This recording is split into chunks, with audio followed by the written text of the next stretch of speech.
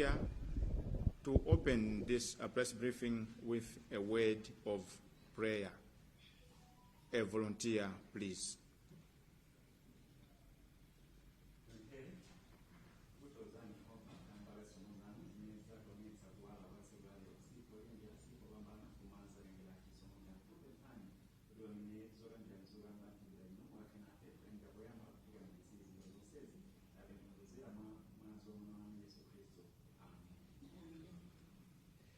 Thank you very much for that prayer. Mwina anthu nkumadabwa kuti chazandiyani lero Cdedi yangoyankhula chizungu. Timangofuna tiyesereko pang'ono kuti timachiyesera, koma zokambirana zapano mama uno zofunikira kwambiri ku mtundu wa Malawi, ndiye tigwisa ntchito ziyankhulo zimene Amalawi ambiri timamva komanso timalumikizana nazo. Pachichewa pali mawu amanena kuti awiri sayenda sanapangane. Ine ananditchula koma mundilole kuti panja amanenanso kuti mphini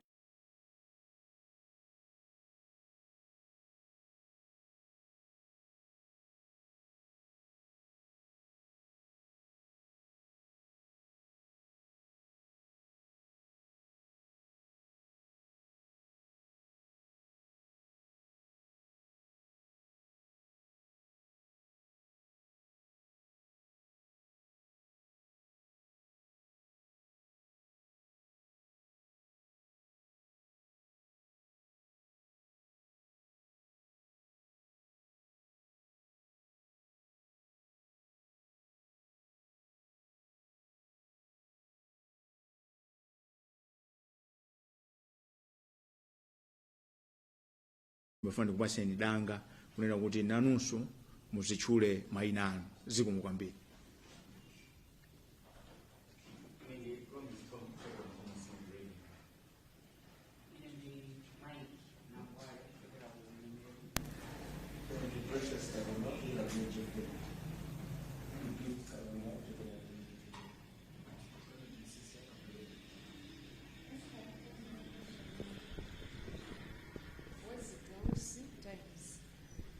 Titus P. Radio Alinafu.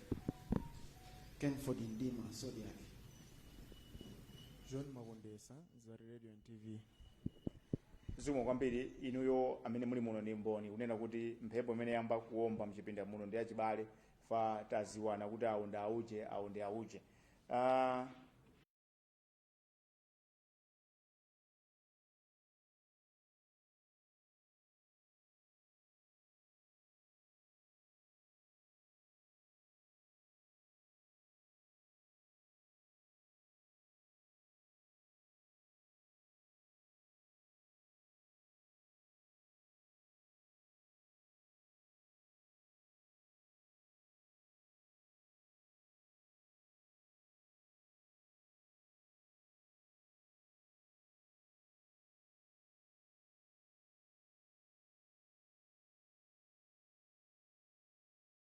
Mmanja mwa anthu osavomerezeka. Ndiyeno amene atumiza text akupempha kunena kuti mwina apolisi ndi asilikali ame agwirane manja apange a joint operation to flush out these illegal firearms. Text yachiwiri kapena mwina ndibwereze kuti kwina kuchalemba mchingerezi akunena kuti zikuoneka kuti mziko muno muli mfuti zambiri zimene zili mwa anthu oti sawene kukhala ndi mfuti. Ndiye kukuchitika zambiri mulilongwe. Siku siku pena pake pasanalire mfuti mulilongwe muno. Ku 25 uko sabata imeneyi wina wakeso wabedwa galimoto ndi mfuti. Ndi anthu ali ndi nkhawa kunena kuti mwina akulu MDF ndi apolisi atagwira ntchito limodzi kuti alande mfuti zimene zikuoneka kuti zachuluka mziko muno makamaka kwambiri zikuoneka kulilongwe kuno. Uthenga woyamba ndimene uchokera kwa Malawi. Uthenga wachiwiri ena akana ndilembera text inali mu Chingerezi ananena kuti it appears there is no proper coordination between the Attorney General's office, the Physical Police, Financial Intelligence Authority, CID and ACB. Akuti nkhawa yawo ndionena kuti pakuoneka kuti chiyambire boma ili sipakuoneka mgwirizano wogwirika ogwirira ntchito pamodzi pakati pa nthambi za boma ngati ofesi ya mkulu kapena mlangizi wa boma attorney general, nthambi ya polisi yofufuza nkhani za ndalama, komanso nthambi ya kafukufu kapena detective ya polisi CID, komanso bungwe lothana ndi ziphuphu ndi katangale, kuphatikizapo bungwe lija limayang'ana kazembesedwe ndi katulusidwe ka ndalama ya Financial Intelligence Authority. Akuti izi zikuonekera kuti zimene anthu amayembekezera ndi zimene zimayeneka kuchitika mdziko muno, pakuonekabe kuti pena pake pakumabweretsa kankhawa pang'ono, kukhala ngati kuti ati ofisi zimene akuonera iwo amene atumiza message iyo, kukhala ngati kuti mgwirizano sukuoneka. Text yomaliza akunena kuti DPP has no room to repeat the mistakes that were committed by the previous regime. Iwo amene atumiza message akuti maganizo mawo akuona kuti DPP imene ikulamula pano ilibe danga, ilibe kuthekera kunena kuti ibwereze zomwezo zimene amapanga a MCP. Chifukwa chani? Iwo akuganiza kuti Amalawi poitulusa MCP mboma anali ndi zofowoka zimene amaziona mu ulamuliro umenewo, ndiye Amalawi siokonzeka kuti aonenso zofowoka zomwezo.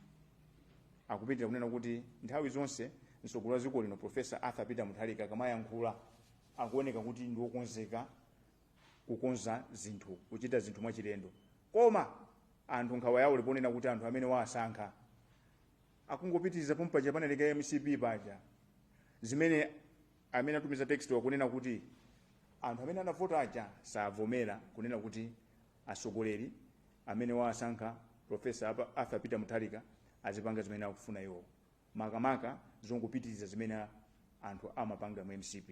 Anthu akufuna kuti aone kusintha.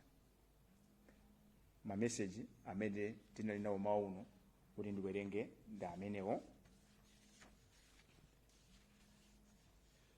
Allow me to go straight to the business of the day. With me here is a statement which I'm going to read out in English. Thereafter, my colleague, Comrade Namiwa Soko, is going to present the same to you in Chichewa. Press statement, Lero, Thursday, 12 February 2026. The Supreme Court ruling on Finance Bank, a wake-up call. As a mouthpiece of the voiceless citizenry and in exercise of its governance watchdog, the Center for Democracy and Economic Development Initiative, Cdedi, regrets to inform Malawians that double as voters and taxpayers that the recent payout demanded by the Supreme Court of Appeal to the de facto Finance Bank of Malawi will cripple the public purse and eventually collapse the country. For starters, although the national budget is pegged at 80 trillion Malawi kwacha, the Malawi Revenue Authority MRI collects around 4 trillion in taxes. In order to sustain its day-to-day service provision to the people, Treasury depends on domestic and external borrowing. It is also important to state that public debt has ballooned to around 32 trillion from 4 trillion in June 2020. In view of the above, Cdedi is challenging the Registrar of the High Court to rally behind Malawians who are literally struggling to survive, not to pay this immoral ruling that overlooked the spirit and wording of Section 12 of the Republican Constitution that, among other things, states that both legal and political authority derives from the people of Malawi, and those exercising the same should do so solely to serve and protect public interest. Thus far, Cdedi would like to state that the judicial independence cannot and should not be construed that judicial officers should not be held accountable for their actions. Needless to remind all and the sundry that just like the executive, the legislature, and the legislature arms of the government, those in the judiciary too are financed by our taxes.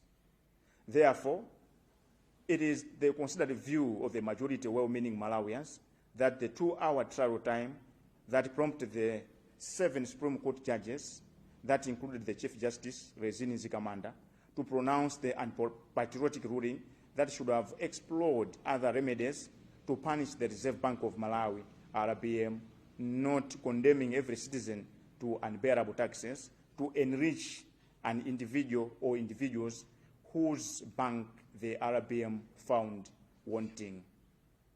It is for this reason that Cdedi urges Malawians to support the Registrar of the High Court in saving Malawi from collapsing. In the same vein, we at Cdedi would like to warn the central bank that by committing to the payout, it will not only facilitate the collapsing of the country, but also set a precedent that will extremely be difficult for it as the country's financial regulator to enforce the law to errant players in its mandate to police. Additionally, committing Malawians to pay without demanding justification from the judiciary to account for the 21-year delay, it is as good as rewarding it for its inefficiencies on one hand, while on the other hand, it brings to light a serious problem where judicial officers sit on rulings for ages for no apparent reason.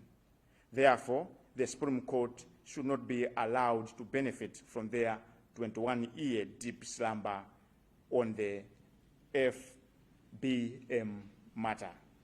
Again, the matter of the payout has reignited debate over the retirement age of judicial officers at 70, when everyone else in the civil service is retiring at 60.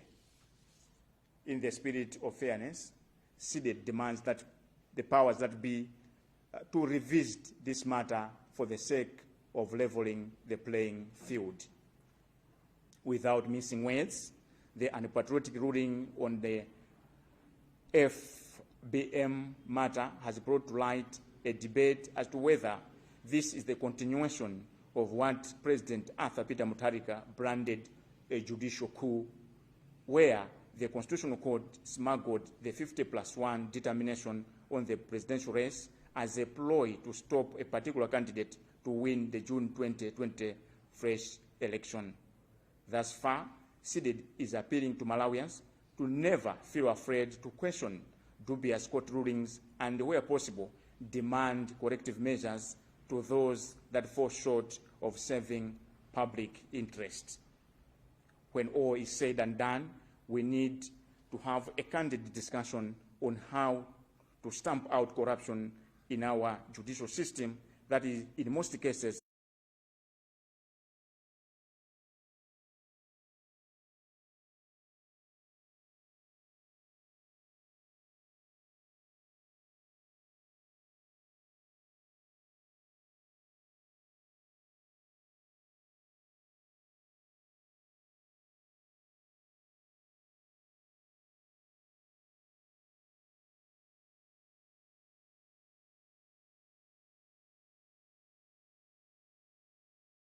signed, Sylvester Namiwa, Cdedi Executive Director. Thank you very much for your kind attention. Ndinanena poyambirira paja kunena kuti ndiwerenga chikalatachi muchiyankhulo ichi cha Samunda, kenako ndizapempha mzanga Nyanyiwe Soko kuti awerenge muchiyankhulo chimene ambiri timamva. Koma ndikukonzekera kuti ndimpase bwalo Nyanyiwe Soko nkhani yakula mutu mawa uno ndionena kuti bwalo lalikulu Malawi uno kumapeto lagamula kuti Amalawi tisonkherane ndalama timulipire mkulu uchita malonda wina amene banki yake inasekedwa mdziko muno 2005. Nkhani iyi chigamulo chinaperekedwa mu 2014 chimene chinakomera Amalawi ndi Reserve Bank, komano mwini wa ndalamayo anaona kuti nkhani iyi ayipitise ku apilo, ndiye inapita ku apilo. Ku apilo ku inapita 2016, ndiye mukapanga masamu 2016 pano pa 2026 patatha zaka 10, bwalo lalikulu la apilolo limene mnthawiyo unali ndi majaji 7 kuphatikizapo mkulu wa majaji Malawi muno.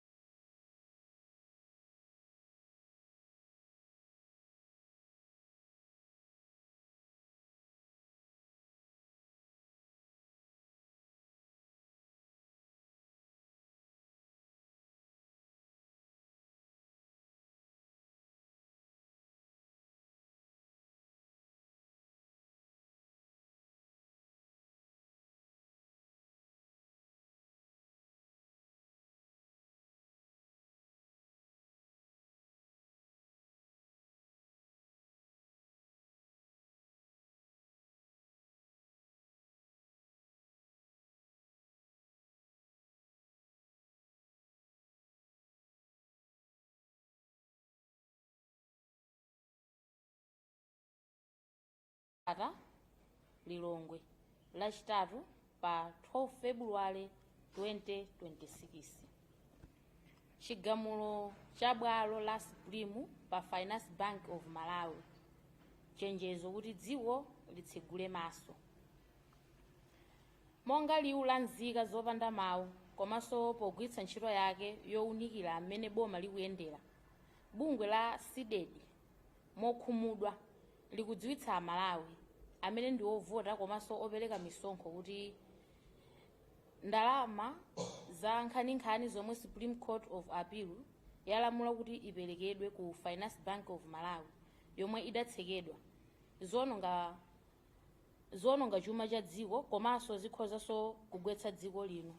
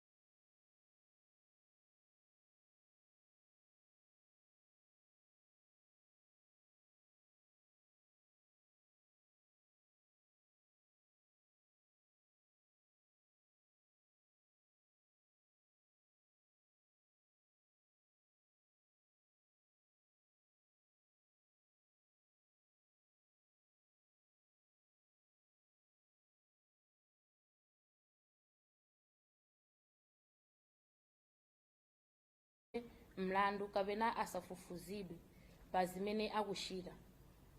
Ndikoyenera kukumbutsa aliyense kuti monga amene zimakhalira pa nthambi za president ndi nduna ndi nyumba ya malamulo, nthambi ya mabwalo nayo imayendetsedwa ndi misonkho ya anthu. Choncho maganizo a Amalawi ambiri okonda dziko lawo ndi akuti mlandu omwe unatenga maola awiri okha umene unapangitsa oweruza asanu ndi awiri a Supreme Court kuphatikizapo mkulu wa oweruza a Lezini Nzikamanda kupereka chiweruzo chosakonda dzikochi uyenera kufufuzidwa mozama. Chiweruzochi chikanayenera kuyang'ana njira zina zolangira Reserve Bank of Malawi osati kulanga zika zonse ndi misonkho yolemetsa pofuna kupindulitsa munthu kapena anthu amene banki ya RBM inapeza kuti banki yawo inali ndi zolakwika zambiri. Chifukwa cha zimenezi, Cdedi ikulimbikitsa Amalawi kuti athandize mlembi wa mabwalo pofuna kupulumutsa dziko la Malawi kuti lisagwe. Momwemonso ife kuno ku Cdedi tikuchenjeza banki ya RBM kuti ngati ivomere kulipira ndalama zimenezi sizingangothandiza kugwetsa dziko kokha, koma zipereka chitsanzo choyipa chomwe chidzapangitse kuti kukhale kovuta kwambiri mtsogolomo kuti RBM ipereke chilango kwa kampani zina zomwe zaphwanya malamulo azachuma. Kuphatikizapo, ukakamiza Amalawi kulipira ndalama zimenezi popanda kufunsa abwalo kuti afotokoze za kuchedwa kwa zaka 21 kwa mlanduwu kuli ngati kupereka mphotho chifukwa cha kusagwira ntchito bwino. Mbali inayi, izi zikubweretsa poyera vuto lalikulu lomwe oweruza milandu amakhalira zigamulo kwa nthawi yayitali popanda zifukwa zomveka.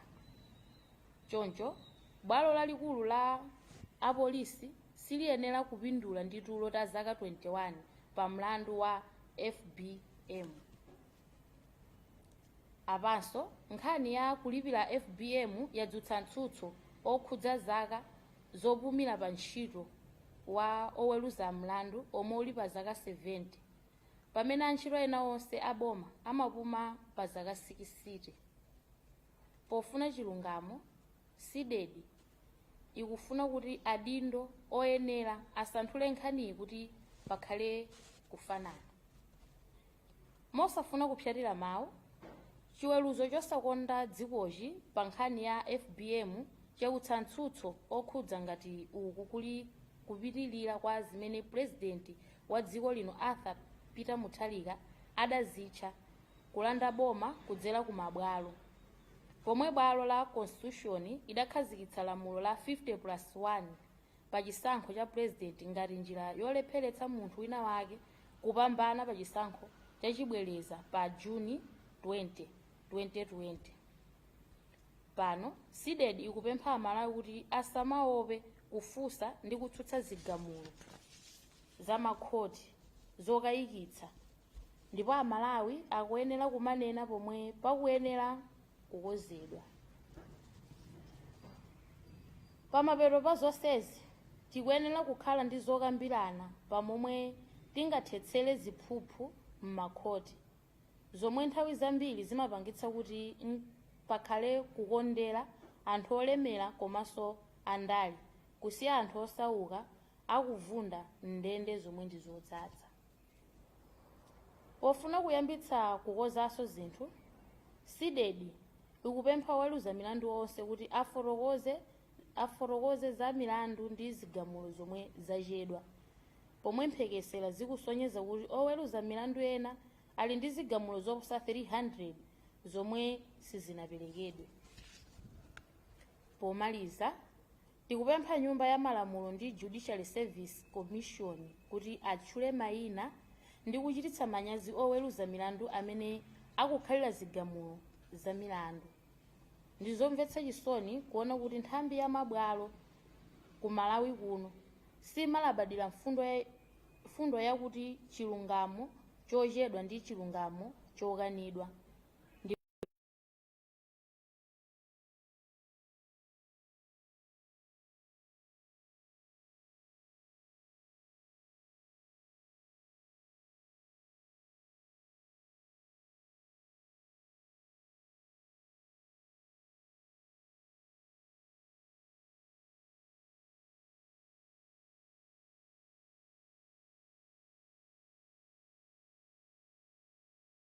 Wa dziko lino ndiyeno ndanena kale kuti boma lilibe munda wake ndi zimene mmapangayo, business zimene mmapangayo, ntchito imene mmagwirayo ndi kumene boma limatenga ndalama.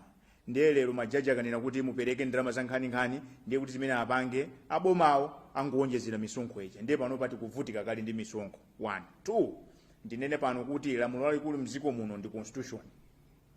Ndibwereze pamenepo. M'Malawi muno muli malamulo ambirimbiri, koma lamulo lalikulu ndi constitution. Constitution iyo mupite mukawerenge gawo 12.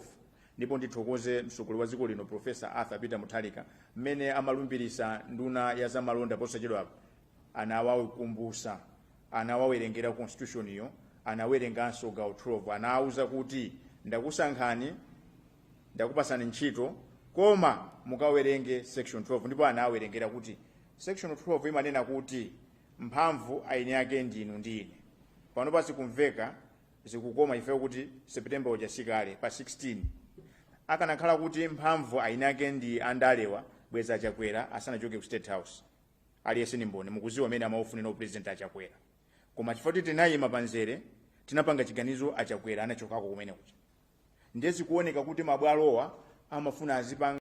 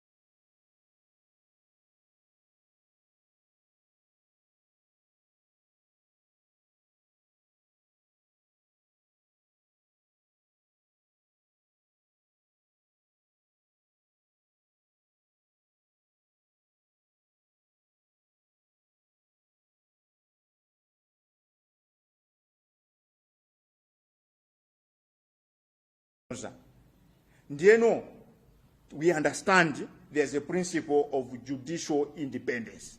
That should not be construed as kuti judicial officers should not be held accountable. Pakabwera chiganizo chodabwisa, chiganizo chosakomera Malawi tizisuka. Ifa kunena kuti panopa maso athu alunjika kwa mlembi wa mabwalo, registrar of the High Court. Amalawi eni aka kunena kuti panopa athodwa Amalawi akuvutika kali ndi misonkho musaonjezere mavuto ena kuti mpereke ndalama kwa anthu ena kungwalemeresa anthu ena. Banki imene tikunenayi inasekanso kuti voluntarily. Banki yomwe iso ku Zambia anayisekanso. So akuluakulu tikulemekeza kuyima pawokha kumwa mabwalo, tikulemekeza chigamulo, koma ngati nzika tientizuke. Fasi kuchitika pampanje pano nzonena kuti mabwalowa akusanduka anthu osauka. Munthu akangoba nkhuku siku lomwera kukumanga siku lomwe chigamulo. Akangokhala munthu andale akupereka chigamulo kuti asazamangidwenso. Inu munthu asazamangidwenso nangati atapha munthu tizingomuyang'ana. So izi zachitika zokuza banki zitisegule maso tiyambe kukambirana moona mtima. Ndinene pano kuti akanakhala maiko ena bwezi majaji amene aja atayatula kale pansi udindo. Ndiye ndikupita kuti akumva a Chief Justice anali momuja, mwina, can you set a precedent? You should step down. Because Malawians have reached a consensus that that ruling is contrary to the spirit and wording of Section 12 of the Republican Constitution. It is falling short to solely serve and protect public interest. Going forward, ngati Reserve Bank ipitirire kuti ilipire, ngati a registrars athandiza, tiyamba campaign yotolera ma signature kupanga petition ma individual judges amene anali panel manager kuti atule pansi udindo. Komanso ndaninakale kuti ku parliament tindi magawo osiyanasiyana tikukupemphani kumeneko mugwise ntchito mphamvu zimene tinakupasani zija zakauniuni kunena kuti anthu onse akatangale, anthu onse amene apereka zigamulo zodabwisa amenewo abwere pambalambanda. Ndinene pano kuti kula anthu ena injunction yeni ikutha 4 years asanapange ruling. Pamene mukayang'ana mukafusa amanena kuti injunction ndi relief. Munthu akudwala munthu asanapite ku chipatala kwa mwezi kuti apeze malungo amapasitima mpasa panado. Koma zimene zikuchitika panyasalande pano nzionena kuti kumutuma munthu akagule panado akumuuza kuti upite ku India. Ku India uja akapeza mankhwala akupanga muzoti zidikira. Koma munthu akudwala akubula nyumba.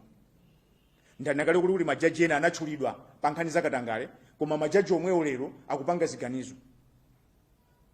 Akuluakulu, tiye ndikhale serious ndi dziko lathu. Ndimafuna ndinene kuti lero amene tili akuluakulu fe lero mdziko muno tilimo malo mwa ana athu. Siku lina posterity is going to judge us, and it will judge us harshly. Enafe sitikufuna kuti ana athu azatukwana mitumbira yathu kuti kodi nthawi imene mumapanga chani.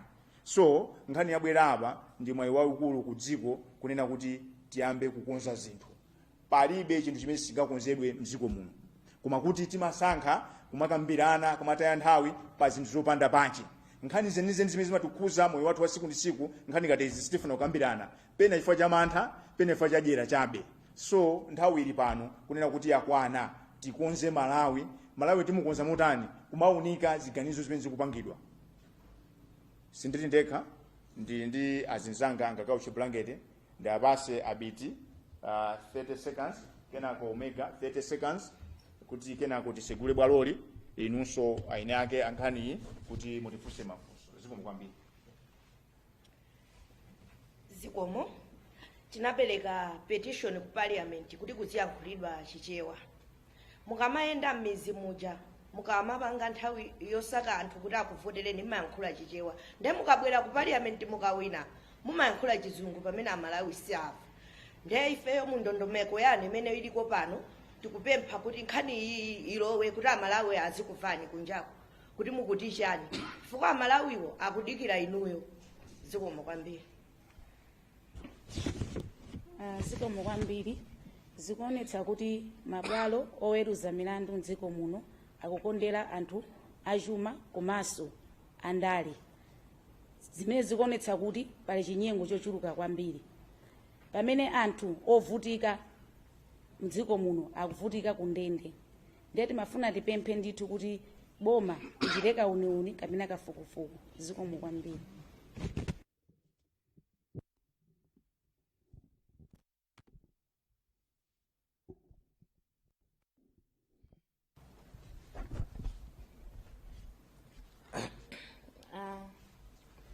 Zimakhala zomvetsa chisoni kwambiri ukamaona zinthu zopanda chilungamo zikuchitika. Chimene Amalawi chimatipangitsa zimenezi ndi mantha kusalankhula. Nkhani ngati za ndalamazi, banki ya FBM idaphwanya kale lamulo imene nkhani idagamulidwa kale. Lero pakubwera chigamulo chonena kuti Reserve Bank ilipire ndalama zimene zisalizoona. Komanso tikwanitsa ndalama zakezo ni zochuluka kuti poyerekeza ndi misonkho imene Amalawi imatoleredwa. Komanso tikamapita ku makhoti ukaona munthu wina wangoba kankhuku kenikenika akupatsidwa zaka zambirimbiri umakagwira ntchito yakalavula gaga. Mpomwe anthu andale kapena kuti anthu a ndalama zawo akapita ku ndende 2 hours akubwerako, ikachuluka mwina ni 48 hours akubwerako, mpomwe munthu osauka chifukwa choti alibe mawu. Zimene zimachitika zimanikumbutsa nyimbo imene anayimba Bile Kaundo yoti osauka alibe mawu. Ukamapita ku mpanda, ukamadutsa wa galimoto, gada amatsegula, mpomwe kupiteka puntha buye ngati ino oyenda pasi, gada akanifunsa nina kuti kodi munapatsana nawo appointment abwanawo, dikirani kaye nikafunse. Pokafunsa kwa bwana akamuwuza nina kuti ani kadagona abwerere kaye, mumuwuza abwere mawa, mpomwe galimoto akulowa. Nyimbo imene ya Bile Kaunda imanena choncho. Ndi zimodzimodzinso chimene zikuchitika m'dziko muno ku makhoti.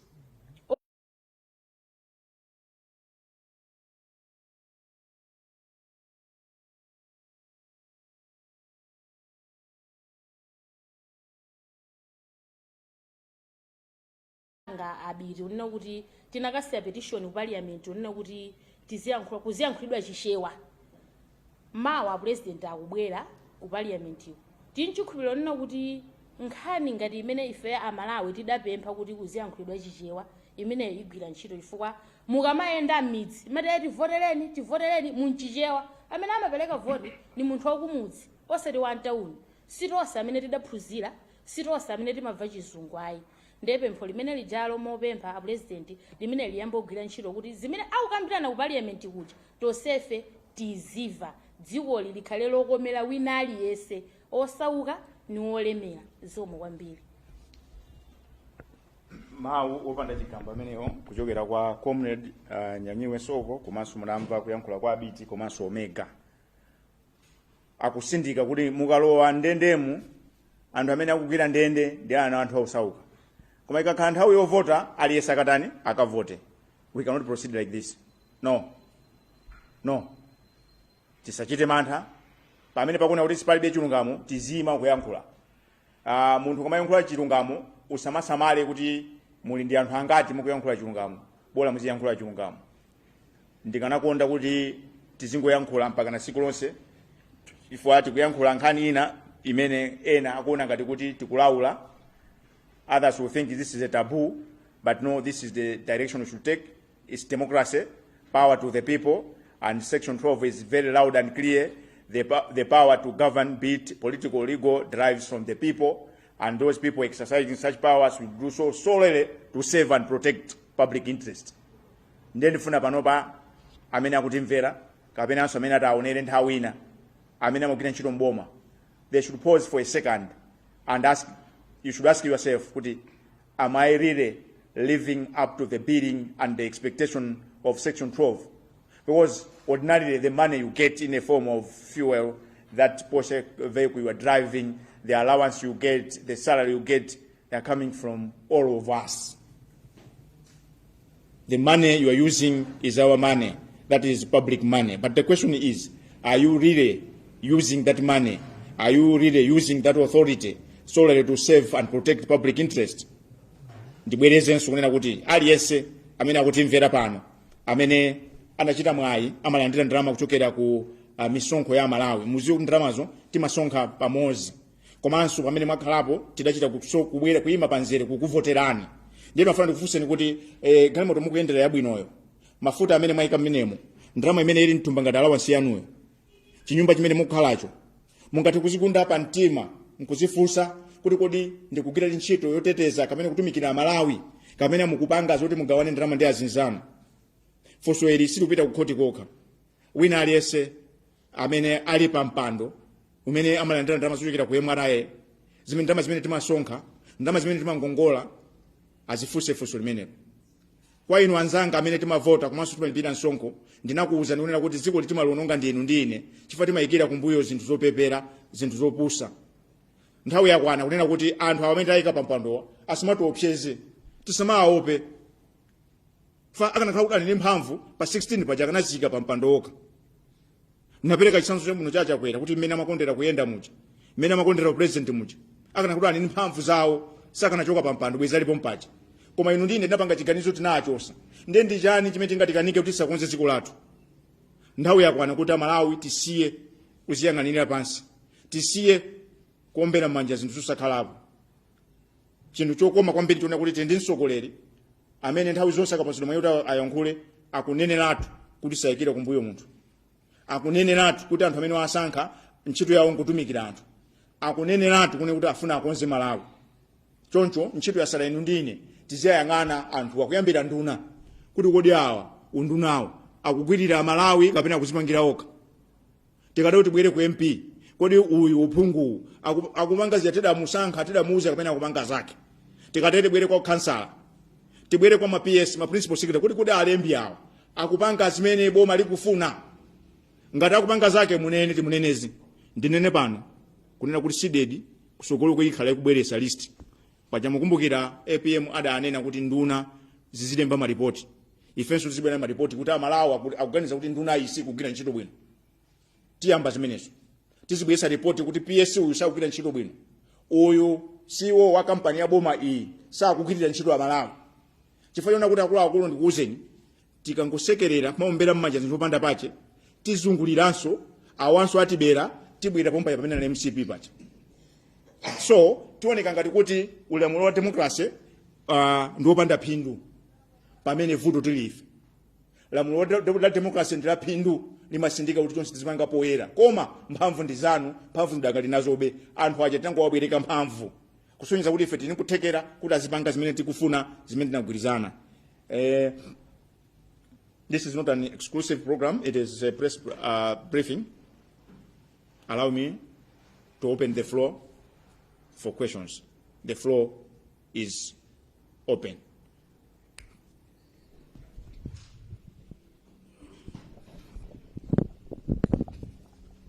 Okay, dzina langa ndi from Storm kuchokera ku Nkhoma Sinod Radio ndi mafunso awiri. Funso loyamba ndilonena kuti chigamulo chimene tikukamba panochi chaperekedwa ndi Supreme Court. Kusonyeza kuti kulibenso kwina kumene nkhani ingapite mmene zatero muja zatha.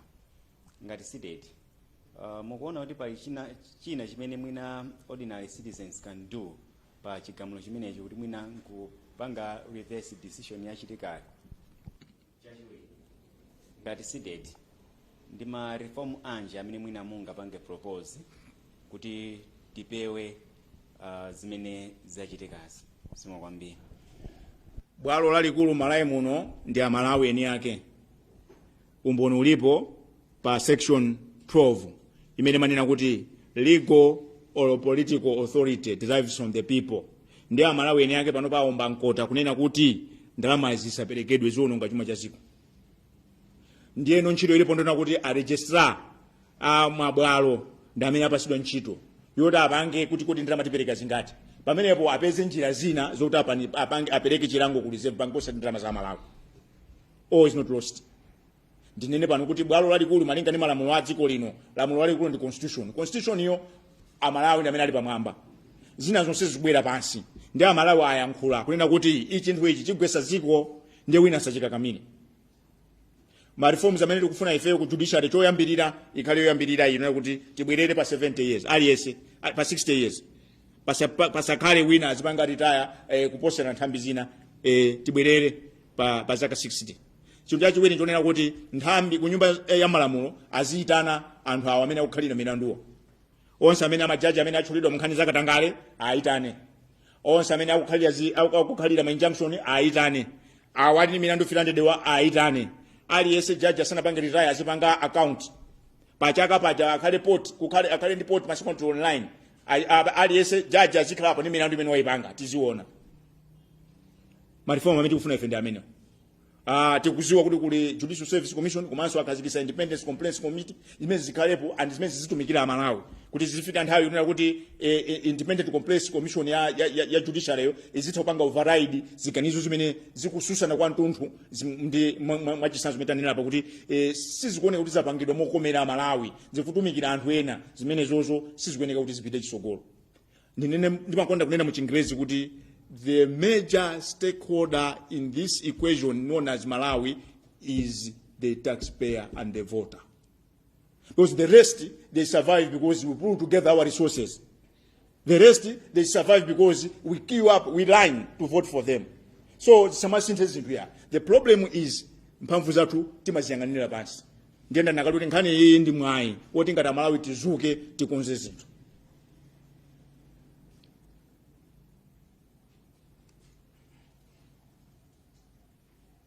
Pili, ine ndi Patrick Kachere kuchokera ku Umunthu FM. Ndimafuna nditamvetsesa kuchoka kwa inu kuti nkhani ya ma reforms mufuna itatenga nthawi itali bwanji chifukwa iyiso ndi nthawi imene dziko lino likupanga struggle pa nkhani yokhuzana za chuma. Zimene zitanthauza kuti kupanga review kuzafunikabe ndondomeko zina zokhuzana ndi za chuma. Funso lachiwiri likukhudzana ndi pempho limene munapereka ku parliament kuti kuziyankhulidwa chichewa. Zimene Amalawi ambiri ndikhupa zoti atha kukondwera nazo, koma funso langa ndiona zoti mukuona zoti sipangalowe chibwana chimene chingamakhalepo kumangoyankhula mwachisawa pambali pa malamulo amene amagwiritsidwa ntchito ku nyumbayi zikomo. Tiyambire nkhani ya chichewa ndinikonze kunena kuti sinanene kuti aziyankhula chichewa.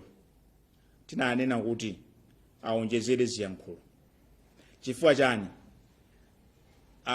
Kuchitipa anthu amene amapanga kampeni samayankhula chichewa. Pali chiyankhulo imene amayankhulana ndi anthu aja kuti akavotere.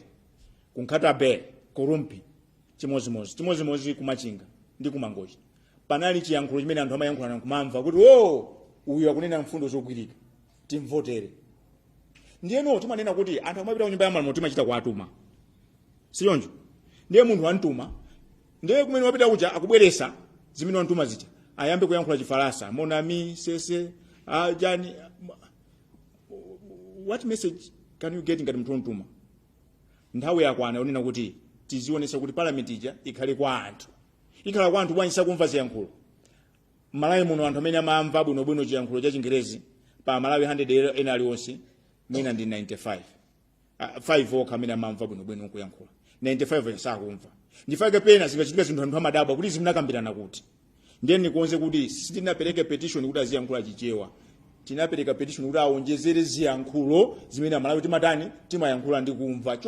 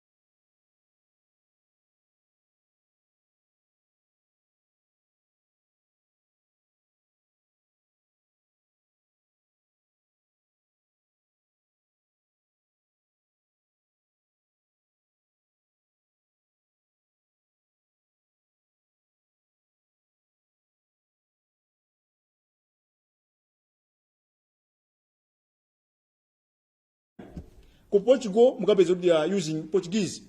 Now why? Tandiuzeni chimene timapindula ife phindu limene timalipeza pomaza kambirana zimene zazo mu Chingerezi ndi lotani. Sitinena kuti budget timapanga ngongole.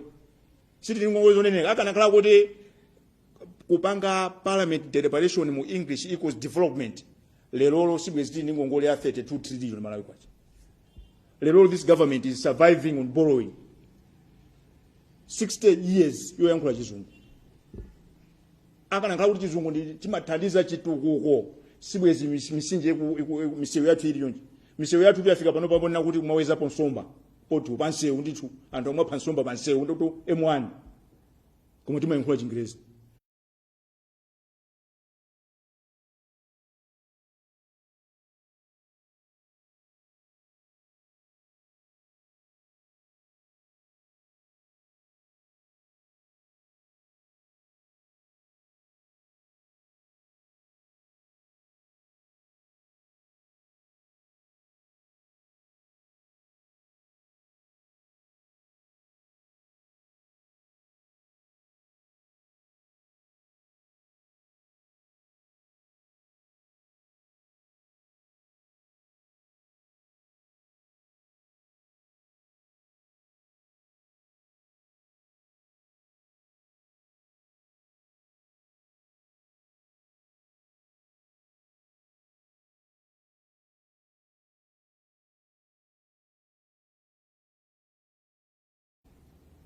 let me take the very final question. Chifukwa cha nthawi, we don't have all the time on earth. Mukapange zina kenako tilowa mu one on one. Ndikuona zanja ngati? Okay. Mwachidule tikunena kuti chiganizo chopereka chilango ku Reserve Bank khoti tikulanga Amalawi. Chowawa njonena kuti chigamulocho chikubwera pamene Amalawi akuvutika ndi misonkho. Ndiye tikavomera kunena kuti Reserve Bank ilipire, Reserve Bank sikhala ndalama ipire kwa Minister of Finance.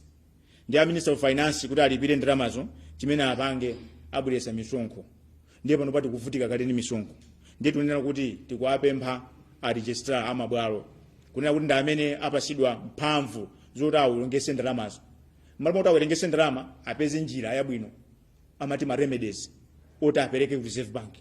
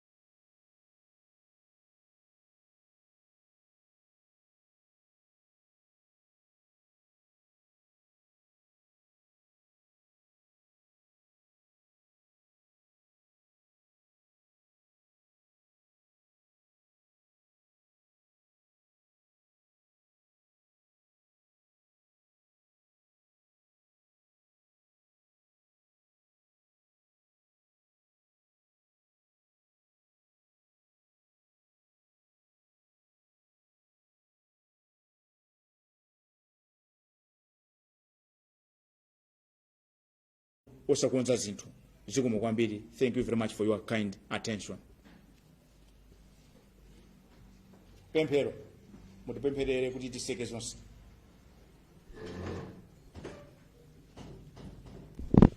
Seke maso tipemphere. Tikuthokozani Yehova kuti tapempha kuti mukhale nafe pamene timayamba mkumano uno, mwakhala nafe ndipo pamene tamaliza tikuthokozansoni kuti yokhala nafe pamene tikabwerere m'malo athu ogwira ntchito osiyanasiyana. Zonsezi tapempha ndi kuyamika kudzera mwa mwazi wa mwana wanu Yesu Khristu. Amen.